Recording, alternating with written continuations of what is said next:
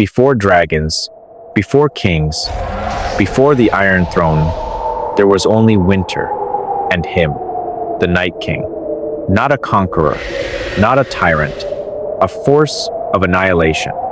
Born from ancient magic and betrayal, he was death itself, silent, unstoppable. His army growing with every life he claimed. The wall stood for centuries until he shattered it. The dead rose at his command. Dragons fell under his spear. And his goal? Not to rule Westeros, but to erase it. To plunge the world into endless night. The greatest war wasn't for the throne. It was for survival. And in the end, only one question remained. Could fire withstand the cold? In the intricate tapestry of power, betrayal, and human ambition that defines Game of Thrones, the Night King emerges not merely as another antagonist, but as the chilling personification of an existential threat to the entirety of Westeros. His presence transcends the dynastic squabbles and political machinations that consume the Seven Kingdoms, representing instead a primal, ancient force of annihilation.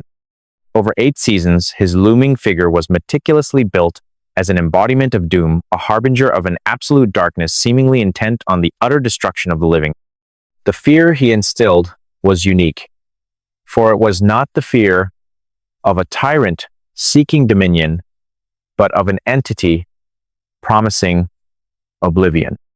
The genesis of winter, the Night King's creation.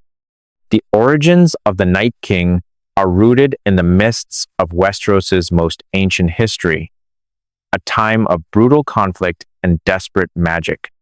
His transformation from a man into a harbinger of eternal winter is a dark fable of unintended consequences and the terrifying potential of power unleashed. The mortal man, a first man in an ancient war. Long before the rise of Valyria or the Targaryen conquest, the continent of Westeros was the stage for a savage war. The Night King, in his original mortal existence, was a human male, one of the first men who had migrated to Westeros, colonizing the lands. These first men, with their bronze weapons and aggressive expansion, came into direct conflict with the indigenous inhabitants of the continent, the children of the forest. The war was one of attrition and desecration, with the first men cutting down the sacred weirwood trees, central to the children's ancient faith, and slaughtering their people. This historical backdrop of existential struggle and cultural annihilation is crucial to understanding the desperate measures that led to the Night King's creation. The creators, the children of the forest's desperate gamble. Facing the prospect of total annihilation at the hands of the more numerous and physically powerful first men, the children of the forest resorted to a perilous act of creation. Leaf, one of the last of her kind, encountered by Bran Stark, confessed to this dire act, explaining that they forged the White Walkers because we were at war. We were being slaughtered, our sacred trees cut down. We needed to defend ourselves. Their intent was to fashion a weapon, a new form of warrior that could turn the tide against the invaders and protect their dwindling people and sacred lands. It is likely they envisioned these beings as controllable entities, extensions of their will in a war they were catastrophically losing. The ritual of transformation, dragonglass, and dark magic. The method of this creation was a ritual steeped in ancient, potent magic. The children of the forest captured one of the first Menthi individual who would become the Night King and bound him to a weirwood tree, a potent symbol of their connection to the old gods and the natural world. In a pivotal scene witnessed by Bran Stark through a vision, Leaf plunged a shard of dragonglass into the captive man's chest. This act of dark magic, utilizing a substance later revealed to be one of the few weaknesses of the White Walkers, triggered a horrifying transformation. The man's eyes turned a piercing, icy blue, and he became the first of his kind, the Night King. This genesis is a profound illustration of tragic irony. The children, deeply connected to nature and life, resorted to a ritual that perverted the very essence of both. The use of a living man, a sacred weirwood, and dragonglasa volcanic glass, born of the earth's fire to create an undead. Being of ice and death represents a fundamental corruption of the natural order they sought to protect. The Night King, therefore, was not merely a magical entity, but an anti-natural one, embodying a force diametrically opposed to life itself, a characteristic that significantly contributed to the dread he would later inspire.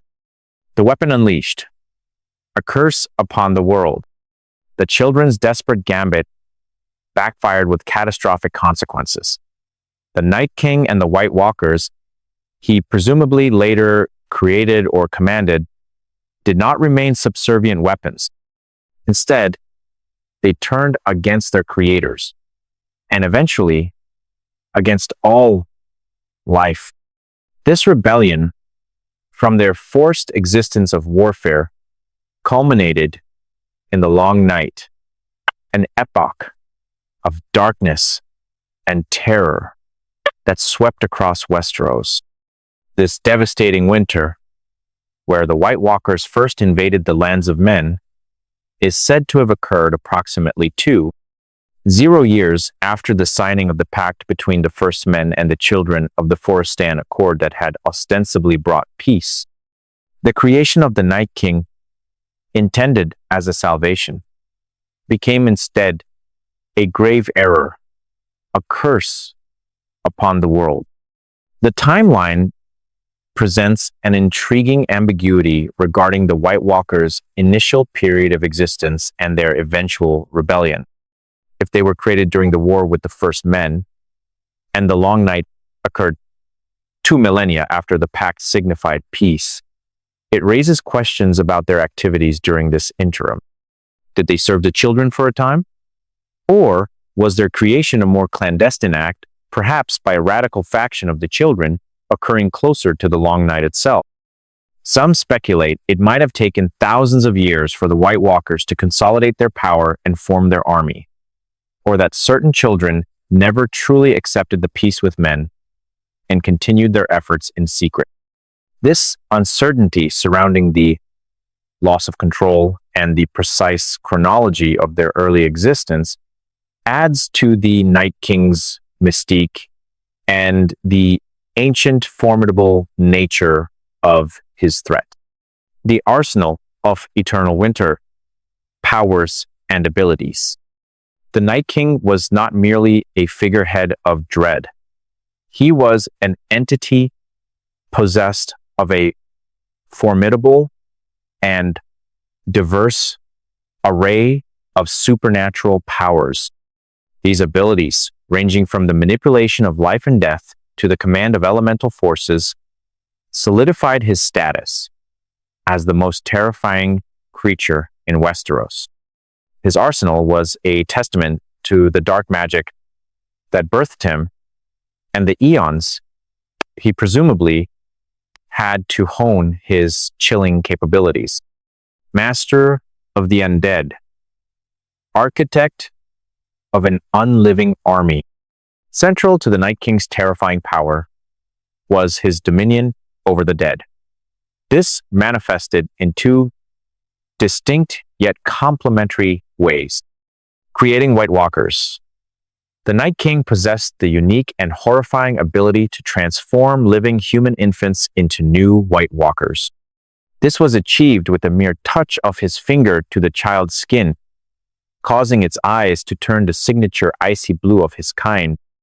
This chilling ritual was witnessed with the male children of Craster, who were offered as sacrifices to the White Walkers beyond the wall. This power ensured the continuation of his elite cadre of lieutenants, the other White Walkers who served as commanders in his army. The long-term strategic investment in creating these powerful subordinates underscores a chilling foresight. Raising Whites. Perhaps his most visually impactful power was the ability to reanimate corpses en masse, transforming them into White's relentless, unthinking, and seemingly inexhaustible soldiers. The unnatural horror of his undead army and the absolute nature of his destructive intent inspired a level of fear that transcended the typical human conflicts over land and titles. He was, as described, the looming figure of doom. The dread he instilled was not merely of death, but of utter erasure, the prospect of becoming a mindless White in his ever-growing legion, and of the entire world being plunged into an eternal, lifeless winter. This existential dread was key to his status as the most feared. It was a fear so profound that it achieved what centuries of diplomacy and warfare could not. It forced ancient enemies and disparate warring factions such as the Night's Watch and the Wildlings, the Starks and the Targaryens, and eventually many of the great houses of Westeros forge uneasy alliances against a common apocalyptic foe. This fear was also deeply rooted in the potential loss of agency and identity. To be killed by the Night King's forces was not simply to die. It was to risk being undone. To have one's body reanimated as a tool of the very power that destroyed you, stripped of individuality and past life. This violation of self, coupled with his ultimate goal of erasing all memory by destroying the three-eyed raven, represented a multi-layered assault on what it meant to be human, both individually and collectively. The face of inevitable doom. The Night King's calm, silent, and implacable demeanor, combined with his relentless southward advance and the overwhelming might he displayed, projected an aura of chilling inevitability. He seemed less like a conqueror with discernible ambitions and more like a force of nature, an unyielding judgment descending upon the world. Even in the face of dragons and armies, his composure rarely wavered, adding to the sense that he was an unstoppable entity moving towards a predetermined outcome. The Battle of Winterfell, despite the eventual desperate victory of the living, served as a horrifying showcase of his army's terrifying efficiency and the sheer horror of his assault. The legacy of fear created by the Night King also, paradoxically, served as a catalyst for redefining heroism and sacrifice within the narrative.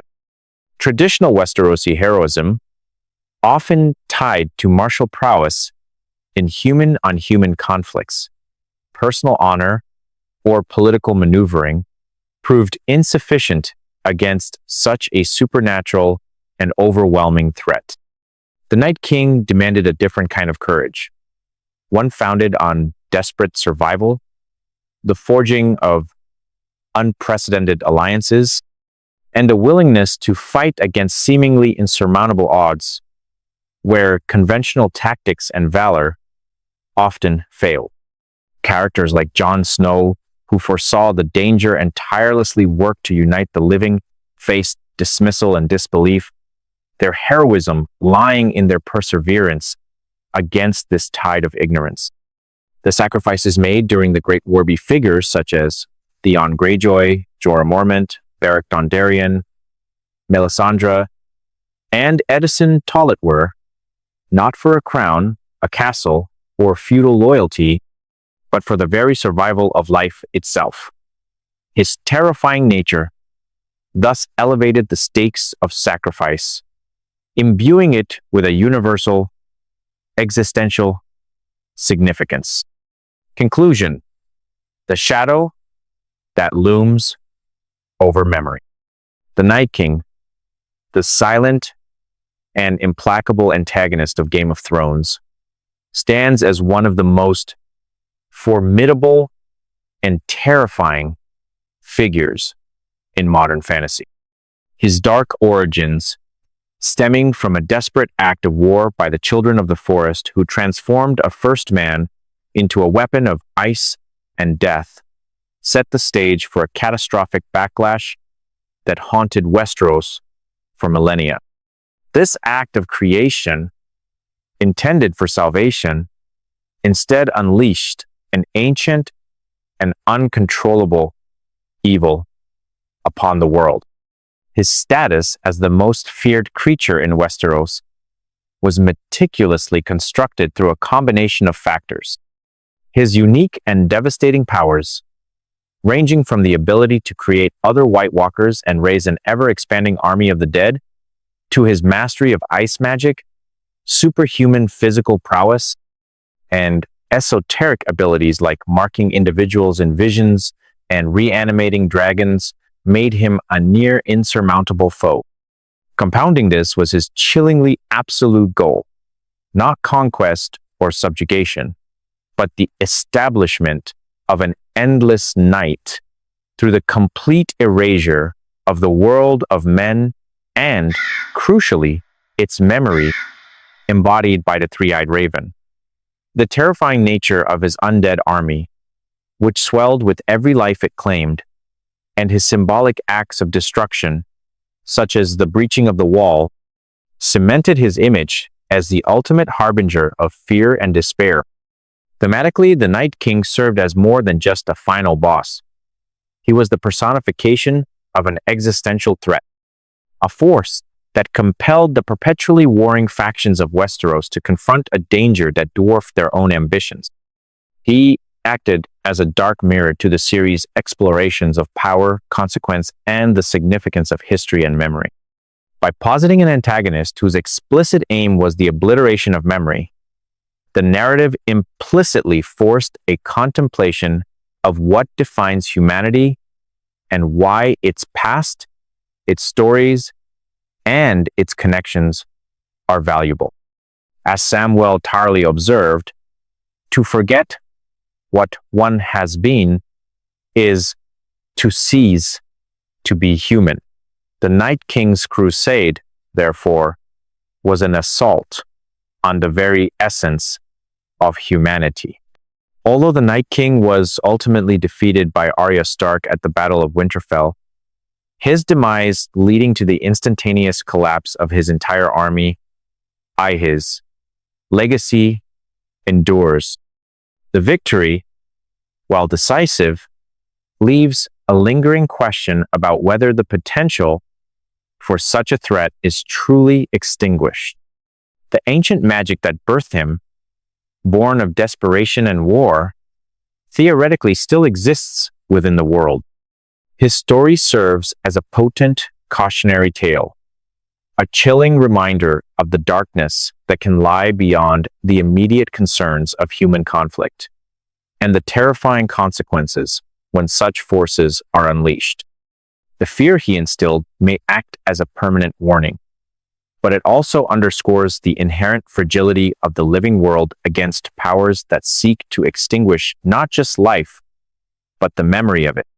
The Night King, though turned to shards of ice, remains a profound symbol, a shadow that will forever loom over the history of Westeros and its understanding of true existential fear.